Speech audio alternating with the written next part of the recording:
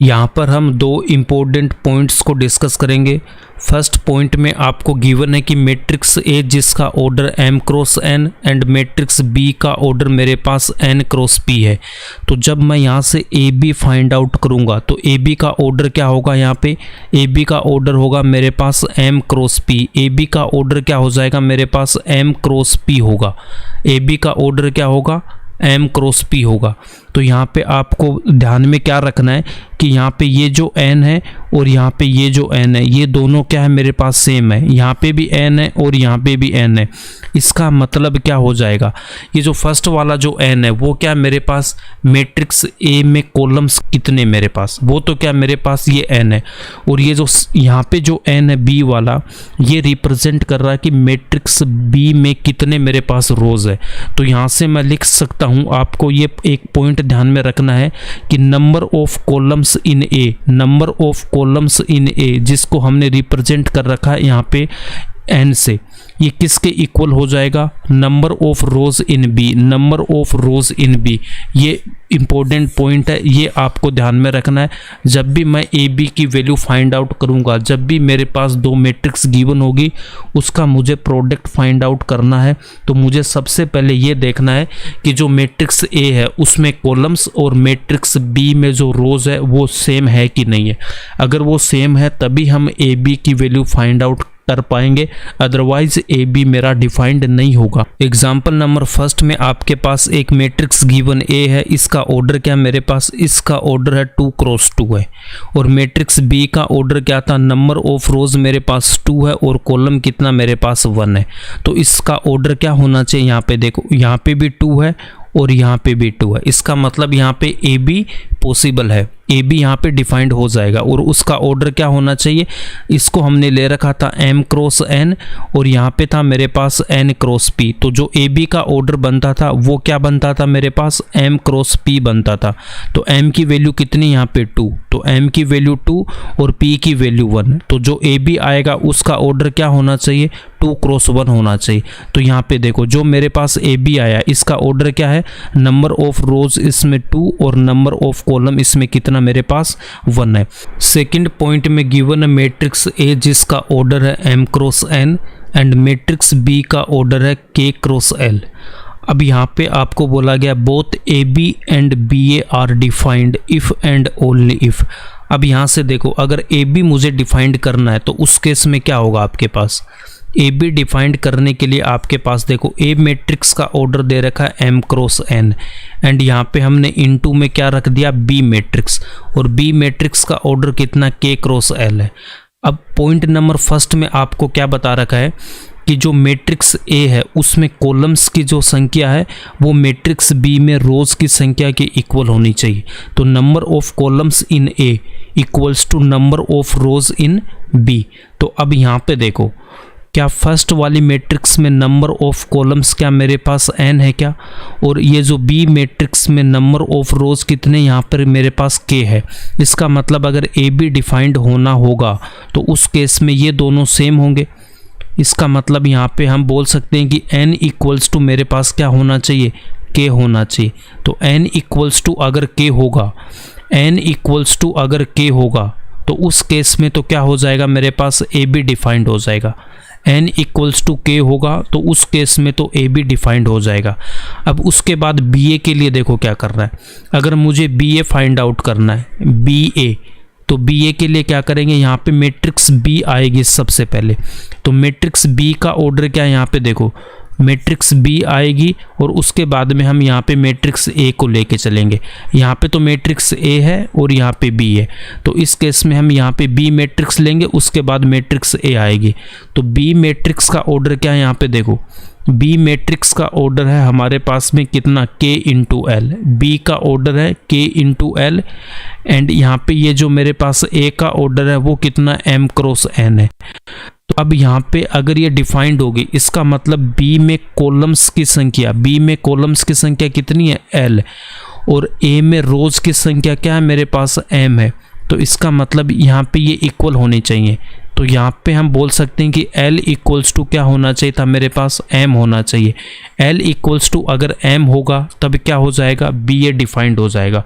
तो BA defined होने के लिए क्या बोलेंगे यहाँ पे कि जो L है L इक्वल्स टू क्या होना चाहिए था, मेरे पास M होना चाहिए था। तो L इक्वल्स टू अगर M होगा तो उस केस में मेरे पास BA डिफाइंड हो जाएगा। अब यहाँ पे आपको ध्यान में रखना है कि AB के लिए क्या होना चाहिए, N equals to K, and BA के लिए क्या होना चाहिए, L इक्वल्स टू M होना चाहिए। एग्जाम्पल के लिए हम यहाँ पे स्क्वायर मैट्रिक्स ले रहे हैं। मैट्रिक्स A इसका order 2 cross 2 and matrix B का ऑर्डर भी कितना मेरे पास 2 क्रॉस 2 है। तो AB के लिए यहाँ पे क्या हो जाएगा, इसका ऑर्डर यहाँ से देख सकते हो M इंटू N फिर N क्रॉस P। तो AB के लिए क्या हो जाएगा मेरे पास M क्रॉस P। तो जो AB का ऑर्डर आएगा वो कितना हो जाएगा, 2 क्रॉस 2 आ जाएगा। तो AB यहाँ से डिफाइंड हो गया। अब BA के लिए आओ, अगर BA की वैल्यू मुझे फाइंड आउट करनी है तो B का ऑर्डर कितना 2 क्रॉस 2 एंड फिर A का ऑर्डर भी कितना हो जाएगा 2 क्रॉस 2। यहाँ पे B आ रहा है, इसका ऑर्डर 2 क्रॉस 2, फिर यहाँ पे मैट्रिक्स A आएगी, इसका ऑर्डर भी 2 क्रॉस 2। फर्स्ट वाली जो मैट्रिक्स B है यहाँ पे इसमें कॉलम्स की संख्या और जो मैट्रिक्स मेरे पास A है उसमें नंबर ऑफ रोज, ये दोनों क्या होने चाहिए, इक्वल होने चाहिए। तो यहाँ से इसका ऑर्डर क्या बन जाएगा, 2 क्रॉस 2 बन जाएगा। तो जो मेरे पास BA मैट्रिक्स आएगा उसका ऑर्डर कितना हो जाएगा, 2 क्रॉस 2 हो जाएगा। तो स्क्वायर मैट्रिक्स में AB एंड BA दोनों मेरे पास क्या हो जाएंगे, डिफाइंड हो जाएंगे। 3.2 में question number 21 and 22 point number 2 पे बेस्ड है। यहाँ पे गिवन है कि assume x, y, z and p are matrices of order 2 cross n, 3 cross k, 2 cross p, n cross 3 and p cross k respectively. इसका मतलब क्या हो जाएगा, जो x है x का ऑर्डर क्या होगा मेरे पास 2 क्रॉस n हो जाएगा। जो x है उसका ऑर्डर तो क्या दे रखा है यहाँ पे, x का ऑर्डर तो हो गया मेरे पास 2 क्रॉस n। उसके बाद में y का ऑर्डर क्या दे रखा है, जो y है उसका ऑर्डर दे रखा है मेरे पास 3 क्रॉस के। तो y का ऑर्डर हो गया 3 क्रॉस के, z का ऑर्डर हो गया मेरे पास 2 क्रॉस p, z का ऑर्डर हो गया 2 क्रॉस p एंड w का जो ऑर्डर है वो कितना हो जाएगा मेरे पास n cross 3, n cross 3 order हो गया w का। एंड p का ऑर्डर क्या हो जाएगा, p का ऑर्डर है p क्रॉस के, p क्रॉस के। ये मेरे पास 5 मैट्रिक्सेस गिवन है और इनके ऑर्डर गिवन है। अब उसके बाद में दे रखा है choose the correct answer in exercises 21 and 22। तो क्वेश्चन नंबर 21 में क्या गिवन है, the restrictions on n, k and p so that py plus pw will be. मतलब py प्लस pw हमें फाइंड आउट करना है। उसमें ऑप्शन दे रखा डिफाइंड आर कि k equals to 3, option A, B, C and D दे रखा है। अब यहाँ पे देखो 21 में गिवन है py प्लस wy अगर डिफाइंड है तो यहाँ पे कंडीशंस दे रखी है कि कब ये डिफाइंड होगा। तो सबसे पहले मुझे py को डिफाइंड करना। तो py के लिए यहाँ पे तो मैट्रिक्स आएगी p और इनटू में मैट्रिक्स आएगा मेरे पास y आएगा। यहाँ पे तो क्या आ जाएगा मेरे पास p मैट्रिक्स, यहाँ पर आ जाएगी y मैट्रिक्स। तो p मैट्रिक्स का ऑर्डर क्या है, p मैट्रिक्स का ऑर्डर है मेरे पास p क्रॉस के। तो p का ऑर्डर कितना हो गया, p क्रॉस के। और y मैट्रिक्स का ऑर्डर कितना है, y का ऑर्डर हो गया 3 क्रॉस के। तो y का ऑर्डर कितना मेरे पास 3 क्रॉस के आ जाएगा। तो इसका मतलब जो py है इसका ऑर्डर क्या होगा, यहाँ से जो मेरे पास एक मैट्रिक्स बनेगी py, उसमें आपको बता रखा है कि ये तो क्या होने चाहिए, सेम होने चाहिए। तो इसका हमें कोई मतलब नहीं, अभी ये सेम होंगे तभी वो डिफाइंड होगा। तो यहाँ से हम बोल सकते हैं जो py है इसका ऑर्डर क्या हो जाएगा, p क्रॉस के। तो py का ऑर्डर आ गया मेरे पास p क्रॉस के।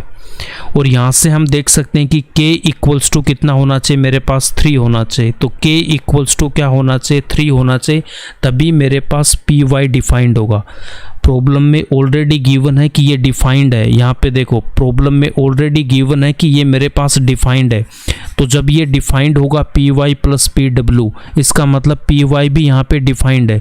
तो py डिफाइंड होने के लिए आपके पास में ये सेम होना चाहिए कि p में नंबर ऑफ कॉलम्स ये सेम होने चाहिए y में नंबर ऑफ रोज, इसका मतलब k इक्वल्स टू तो 3 होना ही चाहिए, तभी ये डिफाइंड होगा।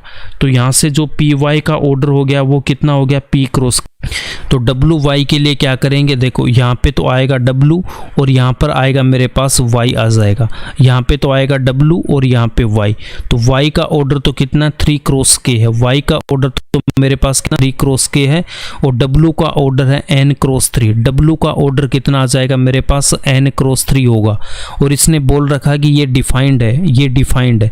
तो यहाँ पे देख सकते हो यहाँ पे भी 3 आ रहा है, यहाँ पे भी 3 आ रहा है, तो इसमें तो ये सेम है तभी ये डिफाइंड हो पाएगा।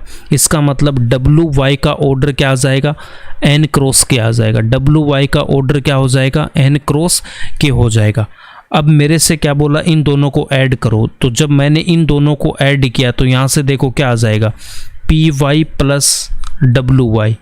P Y plus W Y को हमें ऐड करना है। तो पी वाई का ऑर्डर क्या आ जाएगा, देखो पी वाई का ऑर्डर क्या है मेरे पास, पी क्रॉस के। तो पी वाई का ऑर्डर तो हो जाएगा पी क्रॉस के एंड डब्लू वाई का ऑर्डर कितना, एन क्रॉस के। डब्लू वाई का ऑर्डर कितना मेरे पास, एन क्रॉस के। ये दोनों ऐड हो रहे हैं। जब मैंने आपको एडिशन ऑफ मैट्रिक्सेस जब हमने डिस्कस किया था तो वहाँ पे मैंने क्या बताया था कि जब भी मैं 2 मैट्रिक्स को ऐड करूँगा तो उनके ऑर्डर क्या होने चाहिए, सेम होने चाहिए। उनका ऑर्डर क्या होना चाहिए था, सेम होना चाहिए। इसका मतलब यहाँ पे ये P क्रॉस K है, ये भी क्या होना चाहिए था मेरे पास, P क्रॉस K होना चाहिए था। यहाँ पे देखो इसमें यहाँ पे भी K है, यहाँ पे भी K है। इसका मतलब यहाँ पे जो P इक्वल्स टू n होना चाहिए मेरे पास, P इक्वल्स टू क्या हो जाएगा, n हो जाएगा। यहाँ से मेरे पास क्या आ जाएगा, P इक्वल्स टू n हो जाएगा। जब भी 2 मैट्रिक्स ऐड होती है number of rose and number of columns यहाँ पे सेम होता है। तो पी वाई में देखो, पी वाई में आपके पास में नंबर ऑफ रोज कितने मेरे पास, नंबर ऑफ रोज इसका ऑर्डर P क्रॉस के है। इसका मतलब नंबर ऑफ रोज तो यहाँ पे P है और नंबर ऑफ कॉलम्स मेरे पास K है। उसके बाद प्लस में कर रहा हूँ मैं डब्लू वाई को। तो डब्लू वाई में नंबर ऑफ रोज तो n है, नंबर ऑफ रोज n है और नंबर ऑफ कॉलम्स यहाँ पे k है, नंबर ऑफ कॉलम्स k है। तो जब ऐड होगा इसका मतलब यहाँ पे देखो कॉलम्स तो दोनों में सेम है, कॉलम्स तो दोनों में सेम है। कॉलम यहाँ पे भी k आ रहा है और इसमें भी k आ रहा है। अब इसका मतलब नंबर ऑफ रोज भी क्या होने चाहिए, दोनों के सेम होने चाहिए। तो इसलिए हमने यहाँ पे क्या बोल दिया कि p इक्वल्स टू आपका क्या हो जाएगा, n हो जाएगा। p इक्वल्स टू n हो जाएगा। उसके बाद में और k इक्वल्स टू क्या आया था मेरे पास, 3 आया था। तो जहाँ जिस ऑप्शन में k equals to 3 and p equals to n है वही हमारा आंसर हो जाएगा। तो यहाँ पे देख लो कौन से ऑप्शन में दे रखा है, फर्स्ट वाले ऑप्शन में दे रखा है कि k equals to 3 and p equals to n। तो ऑप्शन ए हमारा क्या हो जाएगा, यहाँ पे आंसर हो जाएगा। इसको मैं फिर से बताता हूँ एक बार, देखो 5 मैट्रिक्सेस गिवन है, इनके ऑर्डर गिवन है। जब यहाँ पे बोला कि P Y plus W Y defined है, ये गिवन है, ये गिवन है हमें क्या, ये डिफाइंड है, डिफाइंड है, ये हमको गिवन है। ऑलरेडी उसने बोल दिया कि ये डिफाइंड है। इसका मतलब पी वाई का ऑर्डर हम चेक करेंगे तो यहाँ पे मैट्रिक्स P आएगी, यहाँ पे Y आएगी। इन दोनों का गिवन ऑर्डर हमने यहाँ पे लिखा। तो जब अगर 2 मैट्रिक्स जिनका मल्टीप्लाई हमें करना है, इसका मतलब number of columns in matrix A equals to number of rows in matrix B, ये मैंने आपको बता रखा है पॉइंट नंबर फर्स्ट में। तो यहाँ पे देखो नंबर ऑफ कॉलम्स क्या यहाँ पे K है, नंबर ऑफ कॉलम्स यहाँ P में K है और नंबर ऑफ रोज इसमें कितने मेरे पास 3 है। तो ये इसके इक्वल होना चाहिए था। तो यहाँ से तो K इक्वल्स टू 3 आ जाएगा और जो पी वाई है उसका ऑर्डर क्या बन जाता है, M क्रॉस P बन जाता है। तो M की वैल्यू यहाँ पे P है और P की वैल्यू यहाँ पे K है। तो पी वाई का ऑर्डर क्या आ गया, P क्रॉस K आ गया। उसके बाद में डब्लू वाई हमें फाइंड आउट करना है। तो यहाँ पे हमने डब्लू का ऑर्डर लिखा, यहाँ पे वाई का ऑर्डर लिखा।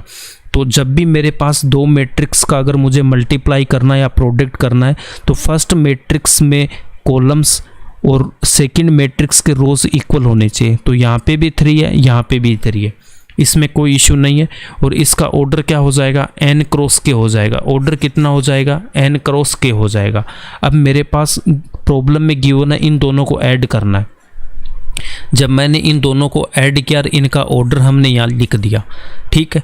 तो मैट्रिक्स पी वाई में तो मेरे पास पी तो रोज़ है और एन यहाँ पे कॉलम्स है, और मैट्रिक्स डब्ल्यू वाई के अंदर एन तो मेरे पास रोज़ है और के मेरे पास कॉलम्स है।